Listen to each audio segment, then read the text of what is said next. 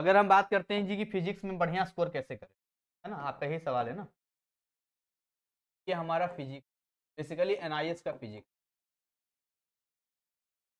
और इसमें आप ना 75% प्लस लाना चाहते हैं, 75% से ऊपर नंबर आए, आप यही चाहते हैं कि भैया हमारा 75% तो खैर आना ही चाहिए, बहुत लोगों का नीट जेई के लिए वो। तो देखो किसी भी जगह पे ना कोई भी काम करने के लिए ना आपको ध्यान से पहले उसको देखना पड़ेगा, बारीकी में देखना होगा। हम जब किसी चीज की प्लानिंग करते हैं तो प्लानिंग के लिए ना हमें सबसे पहले ये पता होना चाहिए कि जिस चीज के लिए हम प्लानिंग कर रहे हैं उसके अंदर क्या डिफॉल्ट है और क्या प्लस पॉइंट है, दोनों आपको पता होना चाहिए। क्योंकि अगर हमें केवल प्लस पॉइंट पता होगा, डिफॉल्ट नहीं पता होगा, तो वो हमें धोखा दे देगा। और दूसरी बात, उसके बारे में एक ब्रीफ नॉलेज होना जरूरी है। तो सबसे पहले ये समझिए इसका सिलेबस क्या है। तो अगर मैं इसके सिलेबस पे आता हूं, तो एक गुड न्यूज आपके लिए है कि एनआईएस ने फिजिक्स के सिलेबस में कोई चेंज ही नहीं किया है। No change, same book everything, कुछ चेंज नहीं किया है। इवन टीएमए और पीई चैप्टर्स में भी मुझे कोई ज्यादा चेंजेस नहीं लगे, जो है एज इट इज वही पहले जैसा ही है, जो है वही है, मैंने ध्यान से देखा है, कोई चेंज नहीं है। तो अगर चेंज नहीं है तो एज ए न्यू स्टूडेंट कहां से पढ़ना चाहिए फिजिक्स, और किस चैप्टर को कितना टाइम देना चाहिए, इसको समझिए जरा ध्यान से। देखिए जब आप स्टार्ट करेंगे ना, ठीक है ना, स्टार्ट सभी विद्यार्थियों को कहां से करना है, चैप्टर 3 से करना है।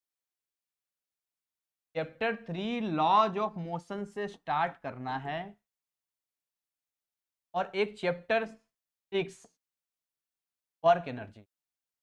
आपको पता है ये दोनों चैप्टर इतना स्कोरिंग चैप्टर है, कि आपको अच्छा खासा वेटेज दे देता है, ये दोनों चैप्टर आपको। इन चैप्टर पे अच्छी पकड़ आपकी होनी चाहिए। दूसरी बात, ये चैप्टर इजी है यानी हार्ड नहीं है, लेकिन इन दोनों चैप्टर को टैकल करने के लिए आपको जो रिक्वायरमेंट होगा, जो आपको नीड पड़ेगा, वो नीड पड़ेगा आपका बेसिक फिजिक्स। पता आप लोग कहाँ फंसते हैं, मैं जो डिफॉल्ट बोला था, आप लोग फंसते हैं बेसिक फिजिक्स में।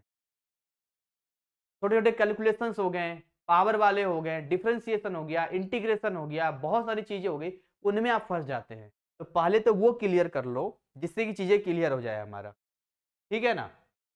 ठीक। अब देखिए कई लोग कहेंगे कि सर इसमें से एमसीक्यू क्वेश्चंस आएगा या इसमें से थ्योरी वाले क्वेश्चंस आएंगे। क्या फर्क पड़ता है एमसीक्यू क्वेश्चंस आए या थ्योरी पैटर्न क्वेश्चंस आए, चैप्टर पे पकड़ होगा ना तो जैसा क्वेश्चंस आएगा वैसा बना दोगे, समझ गए। देखो आईटी जेई वाले तैयारी करते हैं, नीट वाले तैयारी करते हैं, उनका टोटली एमसीक्यू क्वेश्चंस आता है कि नहीं आता, नेगेटिव स्कीम होता है, मार्किंग स्कीम होता है। गलत करेंगे ना तो उतना माइनस में चला जाता है, उतना सही किया उसमें से वो तो आपके साथ नहीं है। तो चैप्टर वगैरह अच्छी पकड़ होगी तो आप सारे तरह के सवाल बना दोगे, तो आप जैसे पढ़ रहे हो वैसे ही पढ़ते रहो। हाँ कुछ पैटर्न आपको तैयारी जो है करनी चाहिए, एमसीक्यू अभी नहीं, फिर सिलेबस पूरा होने के बाद। चलिए आगे बढ़ते हैं।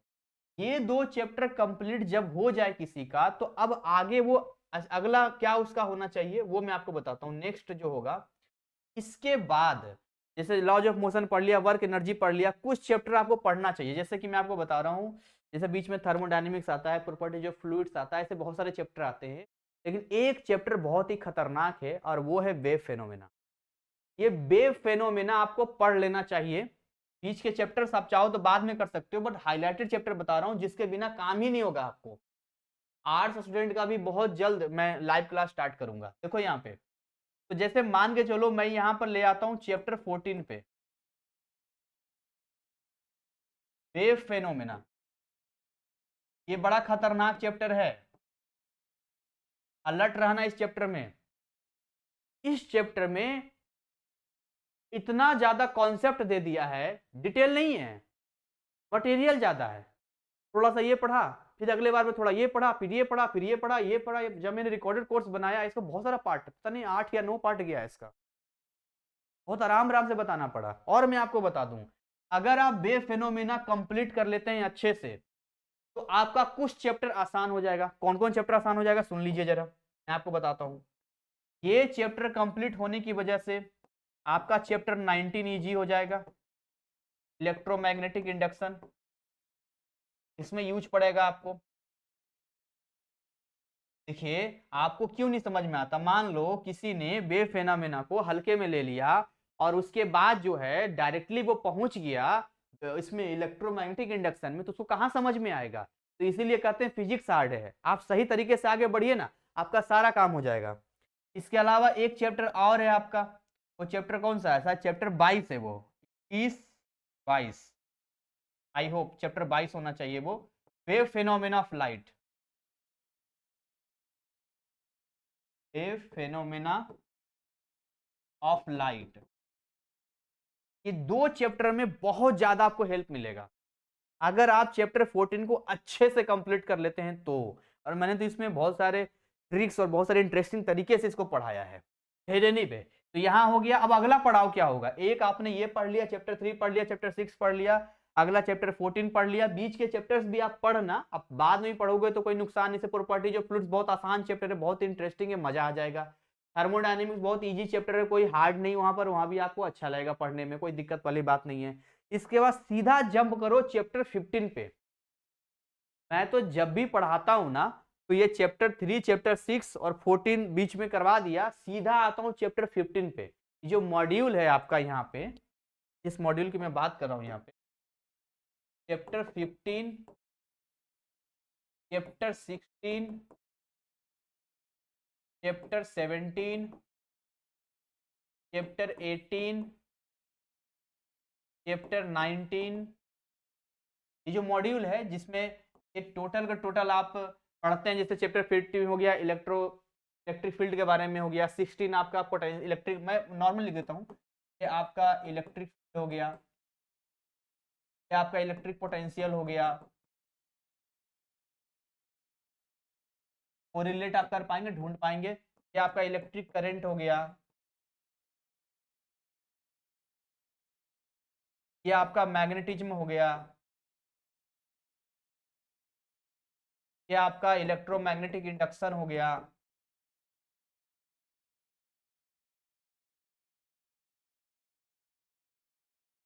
ये जो चैप्टर है सीधा जंप कीजिए यहाँ पे, इससे क्या फायदा होने वाला सुनिएगा जरा ध्यान से। मैं आपके कमेंट का रिप्लाई बाद में दूंगा, पहले मुझे यहाँ बता देता हूँ। ये आपने कर लिया, ये कर लिया, ये कर लिया, ये कर लिया, ये कर लिया, ये पूरा मॉड्यूल जब आप कर लेंगे ना, ध्यान सुनना, आपने चैप्टर 3 कर लिया, चैप्टर 6 कर लिया, वेव फेनोमेना कर लिया, थर्मोडायनेमिक्स और आपका प्रॉपर्टीज ऑफ फ्लूइड्स तो बाय डिफॉल्ट हो जाएगा। और आपने ये कर लिया, 50% सिलेबस कंप्लीट, हाँ 50% सिलेबस कंप्लीट आपने स्कोर कर लिया, मतलब आराम से आप अच्छा स्कोर करेंगे। फिर यहां आते आते आपकी जर्नी, ये बहुत बड़ा बैकबोन है, ये वाला ये बैकबोन है यहाँ पर, ठीक है। तो जो भी आप बोल रहे हैं यहाँ पे, इसको मैंने बहुत मेहनत किया इसको, इसके सारे कंटेंट बनाने में, खासकर ये जो मैग्नेटिज्म चैप्टर 18 वाला है, जब मैं रिकॉर्ड कर रहा था लेक्चर, तो उस दौरान मुझे लगा यहाँ पर तो मैंने इतने ट्रिक दिए, इतने आसान तरीके से दिए कि आपको यूं याद हो जाता, यूं याद हो जाता है, आसानी से याद हो जाता है आपको, ठीक है ना। उसके बाद देखिए चैप्टर 19 का इलेक्ट्रोमैग्नेटिक इंडक्शन, ये इसके हिसाब से यहाँ पर जाएगा यहाँ पे, तो वो सब आप देखिएगा, वो सारी चीजें हम आपको बताएंगे, कोई इशू वाली बात नहीं है। तो देखिए हम ज्यादा समय नहीं लेंगे आपका, बस इतना ही बताएंगे कि यहाँ है, इसके आगे अब क्या करना है। इसके बाद आप क्या करना कि अब जो चैप्टर बचा है, जैसे कि देखिए आपका कौन सा चैप्टर बच गया, थर्मोडायनेमिक्स बच गया, तो पढ़ लेना, थर्मोडायनेमिक्स पढ़ लेना, प्रॉपर्टी ऑफ फ्लूइड्स पढ़ लेना,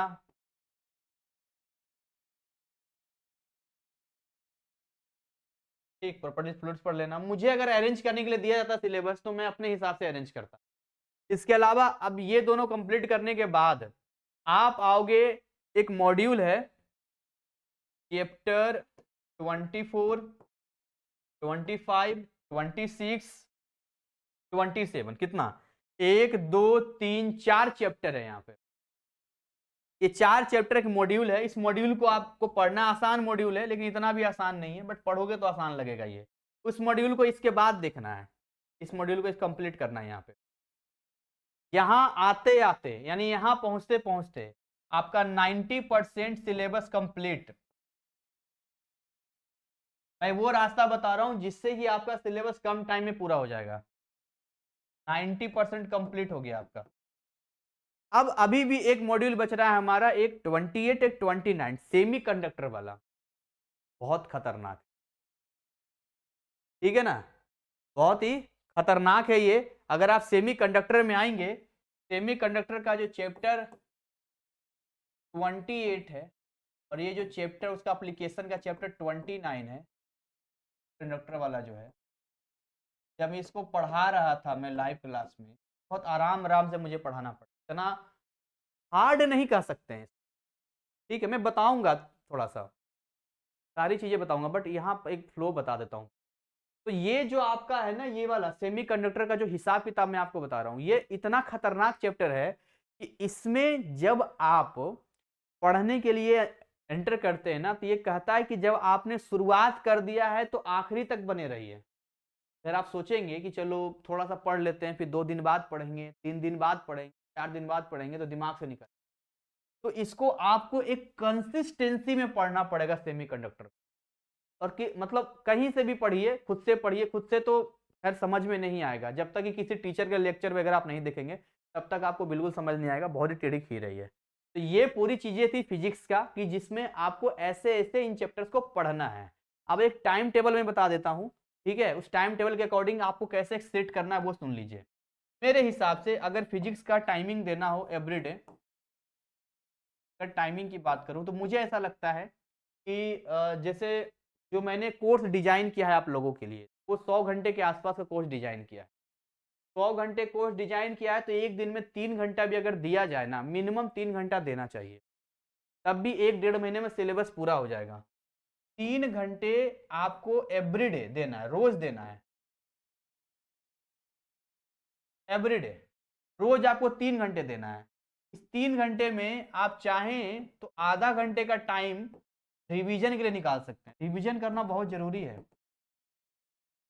पता है, फिजिक्स में रिवीजन एंड फार्मूला प्रैक्टिस जो नहीं करेगा तो वो जहां है वहीं रह जाएगा। मतलब ये है ना कि आप मान के पढ़ते जाइए पढ़ते जाइए पढ़ते जाइए, आप रिवीजन मत कीजिए, फॉर्मूला मत लिखिए, एक तरफ पढ़ेंगे दूसरी तरफ भूलेंगे, और फिर आप में जो नहीं पढ़ के गया उसमें कोई फर्क नहीं रह जाएगा। क्या फर्क रह जाएगा, अरे जो नहीं पढ़ा है वो भी नहीं बना पाएगा, और आप भी कहाँ बना पाएंगे, आपको फॉर्मूला ही नहीं याद है, तो आपको आता है फिर भी नहीं बना पाएंगे। मेरे साथ भी तो वही हुआ था ना, मैं रिवीजन ही नहीं करता था, 3 महीने फिजिक्स ही नहीं समझ में आया। जिस दिन से मैंने रिवीजन करना शुरू किया, आज देखिए मैं फिजिक्स पढ़ा रहा हूँ। कहने का मतलब ये है कि रिवीजन बहुत जरूरी है। जब हर बार रिवीजन करेंगे, आप 10 मिनट देख लो, 20 मिनट देख लो, आधा घंटा देख लो, एक नजर पलट के देख लो, एक सीट बनाओ कमरे में, फार्मूला वहां चिपका के रखो, लिख के रखो, वो आपके लिए बढ़िया रहेगा। यहाँ पर फार्मूला वीडियो भी लाएंगे, पर रुक जाइए, अभी अभी अपने लेवल पे आप काम कीजिए, वो सब भी होगा, करवाएंगे, हमारी बातों को एक्सेप्ट करते हैं। तो रिवीजन हो गया, फार्मूला प्रैक्टिस हो गया, यहाँ पर हो गया, 3 घंटे का रोज काम हो गया। दूसरी चीज जो फिजिक्स में बहुत एक जरूरी चीज मांगती है, प्रैक्टिस। आपको हफ्ते में एक दिन समय निकालना चाहिए, एक दिन समय निकालना चाहिए, जैसे संडे को समय निकालो। किस चीज के लिए समय निकालना चाहिए, एक बार जो जो चैप्टर पढ़ा है उसके 2 ही क्वेश्चंस कर लो, 3 ही क्वेश्चंस कर लो, जो फॉर्मूला ही मालूम है उसके हिसाब से ही कुछ ढूंढ लो, कुछ चीजें पढ़ लो, ये भी बहुत जरूरी है। क्योंकि अगर आप पी से प्रैक्टिस होता है, पी से फिजिक्स होता है, प्रैक्टिस नहीं करेंगे तो आपको बड़ा अजीब सा लगेगा। मैंने आपको गाड़ी के बारे में सब कुछ बता दिया, ये कार होता है, स्टेयरिंग होता है, ये होता है, वो होता है, लेकिन मैंने आपको बैठाया ही नहीं, आपने चलाया ही नहीं है, डायरेक्ट बैठा देंगे तो आप एक्सीडेंट कर देंगे। प्रैक्टिकली होना बहुत जरूरी है, तो फिजिक्स में ये ध्यान रखना है यहाँ पे। तो ओवरऑल इसमें देखिए, मैं अगर आपको एक समराइज करूं कि कई तरह के विद्यार्थी होते हैं। कुछ ऐसे विद्यार्थी होंगे जो सोचिए खाली पास कर जाएं, कुछ ऐसे विद्यार्थी होंगे जो चाहेंगे 60% आ जाए, रिक्वायरमेंट हमारा 60% लाने का। कुछ ऐसे विद्यार्थी होंगे जो 75% या उससे ज्यादा लाना चाहते हैं। ये 3 कैटेगरी हमेशा होती है, और मैं अच्छे से जानता हूं इन तीनों का। अब किसी ने अगर फिजिक्स लिया है तो बहुत कम केसेस होते हैं कि वो बोलता है कि हम पास करने के लिए लेते हैं। जनरली होता है हमारे भारत में, शादी विवाह होता है तो कहता है कि लड़का इंटर किया कि नहीं किया है, लड़की इंटर की है कि नहीं की, पढ़ी है कि नहीं पढ़ी है, बोलते हैं हाँ पढ़ी है ना, तो आर्ट्स लेके भी पढ़ सकता है पास करने के लिए, फिर फिजिक्स लेना तो बेवकूफ़ी है उसके लिए, क्या करेगा फिजिक्स। थोड़ा सा अच्छा दिखाने के लिए साइंस से किए तो अलग बात है, बट कहीं कहीं होता है कि आप खाली पास हो जाओगे तब भी एलिजिबिलिटी होता है, मतलब जॉब वगैरह में कि पास होना चाहिए। तो जिनको खाली पास होना है उनके बारे में बताऊंगा, जिनको 60% लाना है कि जैसे 50 नंबर लाना होता है ना, कहीं कहीं जॉब में, और कहीं कहीं किसी का तो 75 वगैरह ही लाना होता है। तो देखिए खाली आपको पास करना है, तो एक मेरी कहावत याद रखिएगा जो मैं बोल रहा हूँ, पढ़ के जाओगे सब कुछ तो करके आओगे कुछ कुछ, और पढ़ के जाओगे कुछ कुछ तो करके आओगे कुछ नहीं। मैंने क्या बोला? पढ़ के जाओगे सब कुछ, पूरा सिलेबस पढ़ के जाएंगे तो करके आओगे कुछ कुछ, कुछ कुछ करके आएंगे आप, और कुछ कुछ पढ़ के जाएंगे तो क्या करके आएंगे, फिर और कम जाएगा वहां पर, तो आउटपुट बहुत कम निकलता है यहाँ पर, ठीक है ना, बहुत कम आउटपुट है यहाँ पर। तो इसके लिए बहुत लगन रखना पड़ता है। फिर भी अगर आपको पास होना है तो आपको अपने हिसाब से इट एटलीस्ट चैप्टर का अंडरस्टैंडिंग होना चाहिए, है ना, चैप्टर का आपका अंडरस्टैंडिंग होना चाहिए, इसका बहुत ज्यादा तो नहीं लेकिन आपको समझ में आना चाहिए भाई क्या कैसे है। थोड़ा फार्मूला वगैरह आपको पता होना चाहिए, ये फार्मूला होता है ना, फार्मूला वगैरह आपको पता होना चाहिए, अप्लाई होता है, ये नॉर्मल ठीक ठाक अपना, कोई दिक्कत नहीं है। और थोड़ा सा आपको याद बात कर लेंगे थ्योरी वगैरह पोर्शन की, प्रॉपर्टीज ऑफ फ्लूइड्स थ्योरी वाला पोर्शन है, थर्मोडायनेमिक्स देखेंगे उसमें थ्योरी आता है, वेव फेनोमेना ऑफ लाइट देंगे थ्योरी आता है, तो कुछ थ्योरी याद करके चले जाएंगे, है ना, थ्योरी आपका को लर्न कर लेंगे, याद कर लेंगे, और कुछ थोड़ा बहुत क्वेश्चंस प्रैक्टिस कर लेंगे, समथिंग समथिंग क्वेश्चंस प्रैक्टिस कर लेंगे, टाइम नहीं होता जी, बस इतना ही करना है, पास कर जाएंगे यहाँ, ये नहीं है कि आप पास नहीं करेंगे। अच्छा अगर आपको 60% लाना है तो आपको देखिए चैप्टर का अंडरस्टैंडिंग भी होना चाहिए, फॉर्मूला भी आपके पास होना चाहिए, थ्योरी भी लर्न करना चाहिए, क्वेश्चंस प्रैक्टिस भी होना चाहिए, लेकिन इसमें आपको एक विशेष ध्यान रखना है कि क्वेश्चंस प्रैक्टिस में आपका बुक एक्सरसाइज जरूरी है, बुक एक्सरसाइज जरूरी है। यहाँ पर तो कुछ चैप्टर ये मान के चलिए स्किप कर दिया, अब खाली पास करना है, बोला सर हमको ना सेमीकंडक्टर नहीं समझ में आता, बहुत ही हार्ड लगता है, अच्छा नहीं समझ में आता, छोड़ दो छोड़ दो छोड़ दो, खाली पास करना छोड़ दो, तो छोड़ दिया, वो से क्या जाएगा, 10 नंबर का है, 10 नंबर से क्या बिगड़ जाएगा उसको, तभी पास कर जाएगा वो। लेकिन अगर 60% लाना है तो उसके लिए सब नहीं है, वो पढ़ के जाए, बुक एक्सरसाइज वगैरह कर ले, चलेगा, यहाँ पर कोई दिक्कत वाली बात नहीं है, मतलब थोड़ा सा एक्स्ट्रा, जिसको बिल्कुल अच्छा नंबर लाना है जी, तो उसके लिए ध्यान दीजिएगा, बढ़िया नंबर लाने के लिए फिर आपको बुक एक्सरसाइज के साथ में ये सब करना पड़ेगा। इन सब के साथ में आपको क्या करना होगा, कुछ एक्स्ट्रा क्वेश्चंस, और तो और अपना खुद का एक, जैसे कि एक सही वे में पढ़ते हैं ना, क्वेश्चंस की प्रैक्टिस करनी पड़ेगी, तब जाकर आप यहाँ पर ला सकते हैं। एनसीईआरटी कर सकता हूँ, एनसीईआरटी मत कीजिएगा, थोड़ा कंटेंट चेंज हो जाता है, आप कंफ्यूज हो जाएंगे। तो 75 के लिए जो मैं आपको बता रहा हूँ यहाँ पर आपको सेल्फ स्टडी पर विशेष ध्यान देना होगा।